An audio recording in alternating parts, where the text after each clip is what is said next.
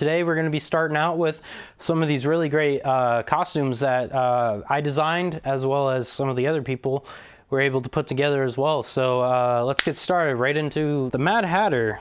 As you can see, it has this Victorian cloak. It's got the two parting, dragging cape-like in the back.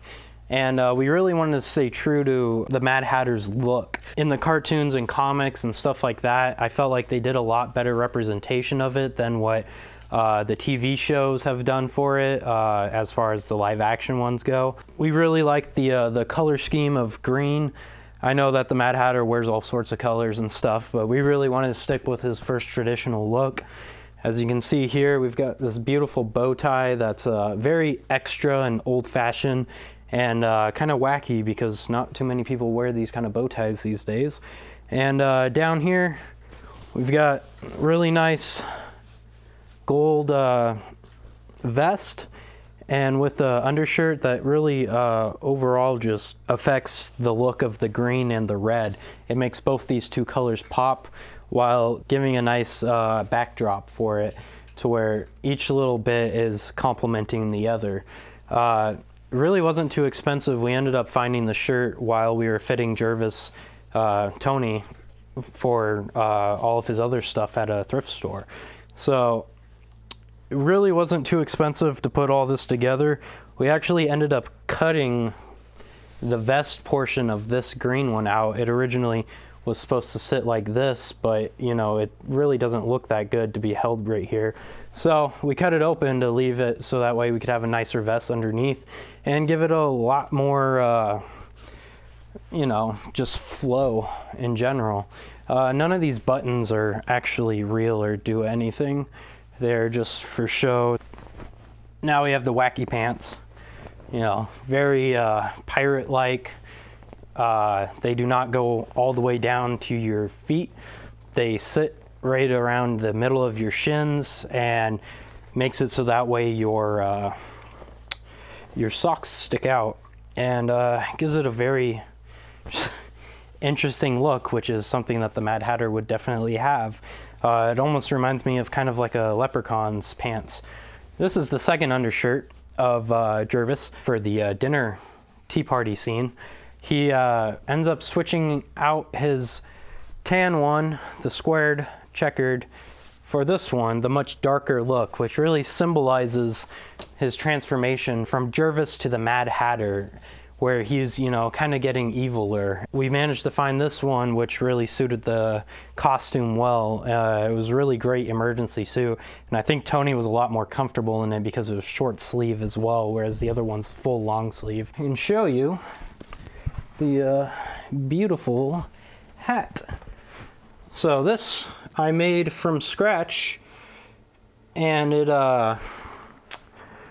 was put together through different fabrics and sorts that I just got from like Value Villages. Pretty much any thrift store that I could find fabric for. It's all done with super glue and a hot glue gun. If you take a look right here, you can see some of the really nice stuff that I put in here. These different items, and that's a fabric pin. This is a spoon, and it just had some really cool design on it, so I figured, you know, it's kind of wacky. So is the Mad Hatter. And then a pen, an ink pen. And then he also has the knife. Where'd the knife go? Hold on. All right, there.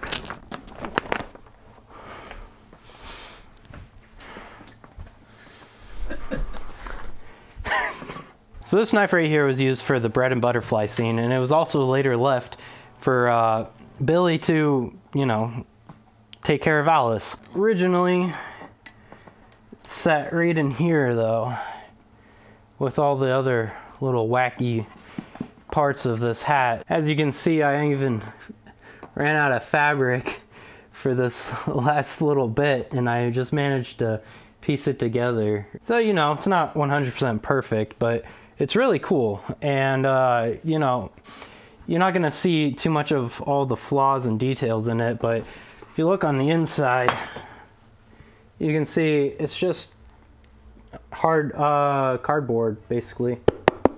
poster board. I actually have right here is the under layer fabric.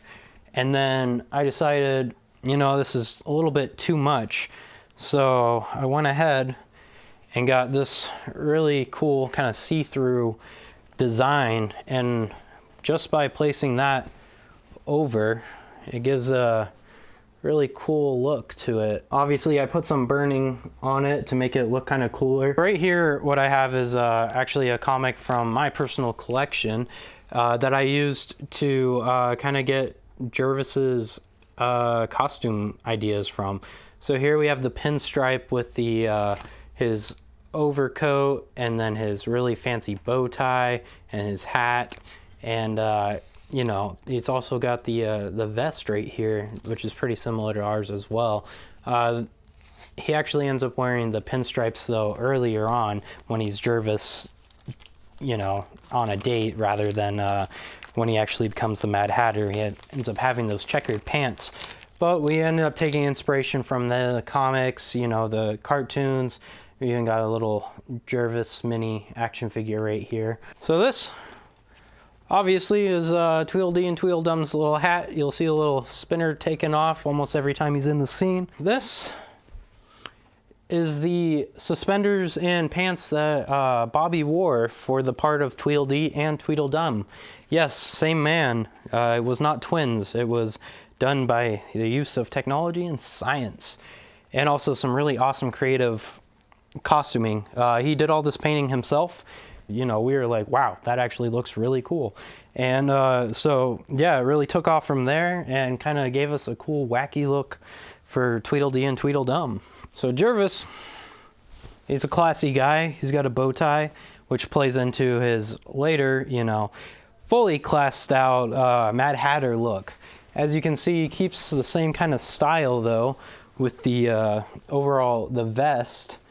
And we picked these up all at a thrift store, except for the bow ties. We actually ordered these on Etsy from various sellers, and the suit itself comes together really well. It was a really simple design, and we've got the pants here underneath. I don't know if you can see that or not, but they're the pimp stripe, which kind of gives a little bit of a class to the overall blazer. Moving on now to the mind control kind of headbands that you see throughout all the beginning scenes. So these I handmade.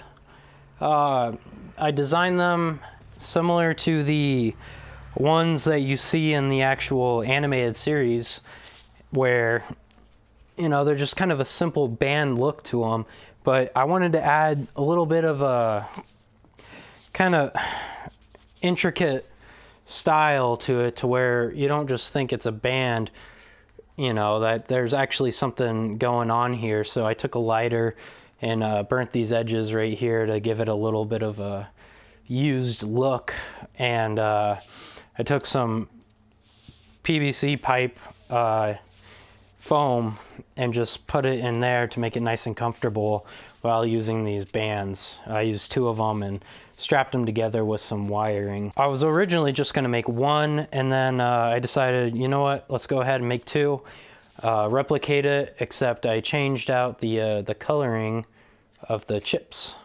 So I had blue and green, and now I have red and green.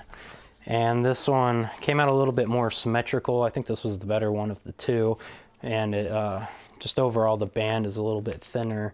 As you can see, the black in the middle, it just came out a little bit nicer looking. Concept headband.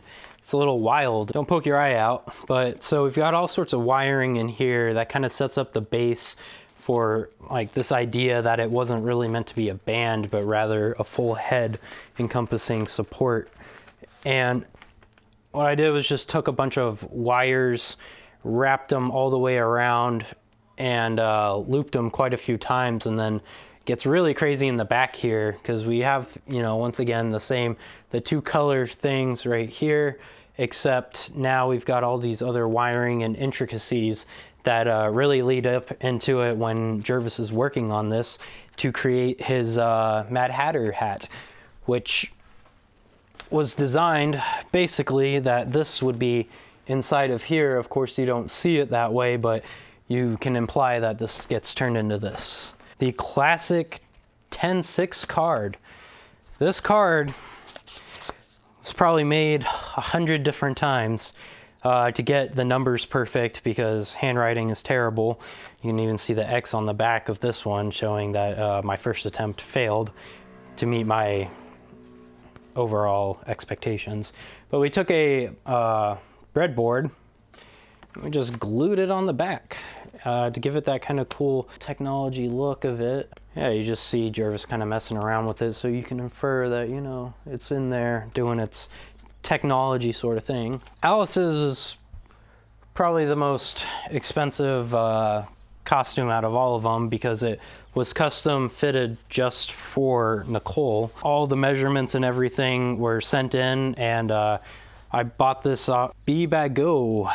Came out really great. You can see there's a little bit of blood stains from the end scene on here, so it's no longer pure white anymore. It's got a little bit of battle worn to it, but overall it really worked out well. And then of course you have Alice's headband, which ends up getting taken off her and her chip gets broken. So, but yeah, it's a overall really nice quality fabric.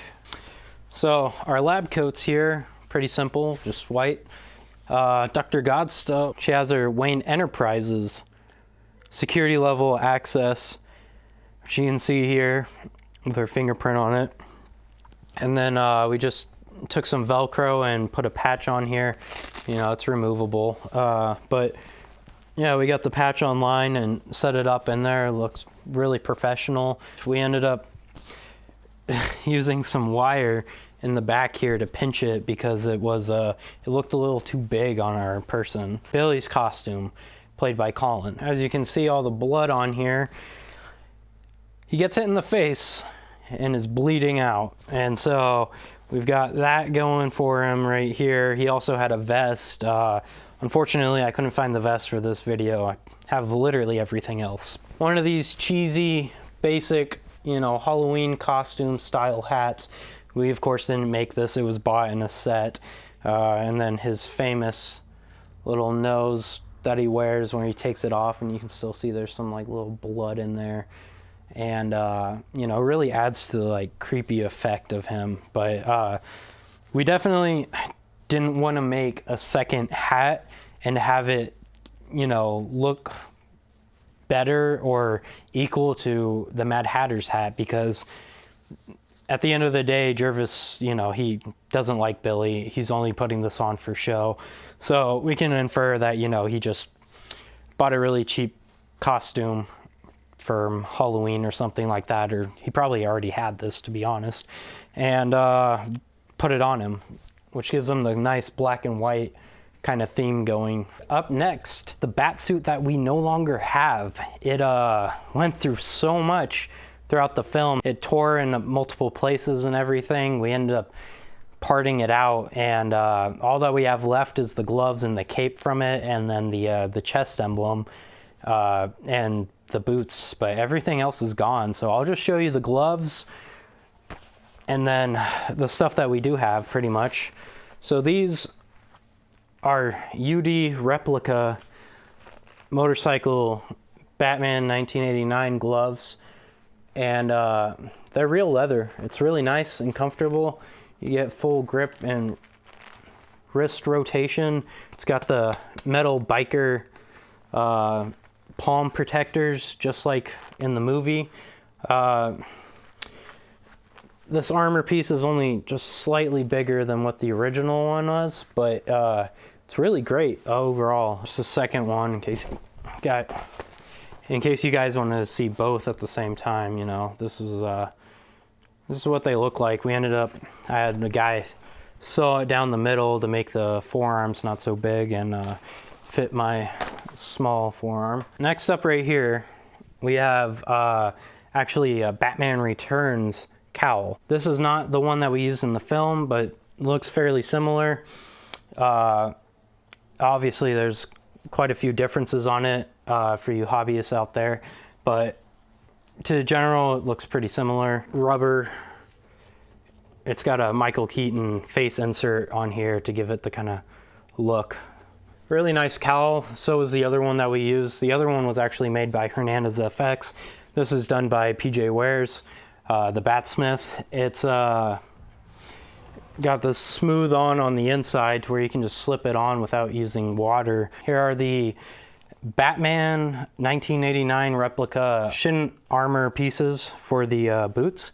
They cover up. So this piece basically flaps, and then this sits on top of it, and then that gives you the overall boot armor look. If you want to see it a little bit closer, these are made by Gauntlet FX. They're really nicely made. They've even got like the little sewing on the inside, stitching. So these are Nike Air Trainer 3s. They're the exact same ones that they used in the 1989 film.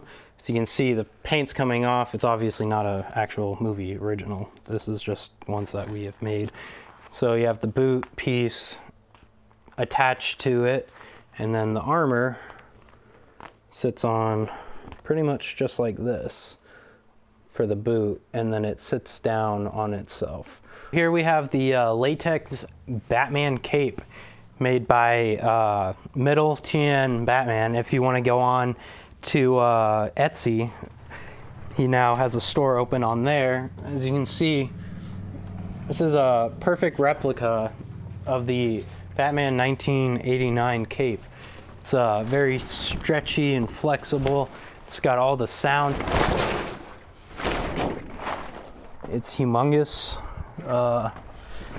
This thing pretty much will catch on anything that possibly is in your direction, and it's probably the coolest feature of the whole Batsuit in my opinion, because it just hugs you, and whichever way you go, it'll flap.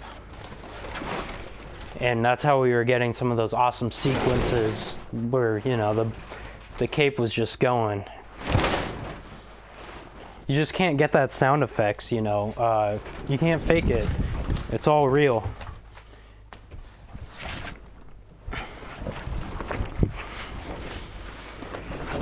Catman.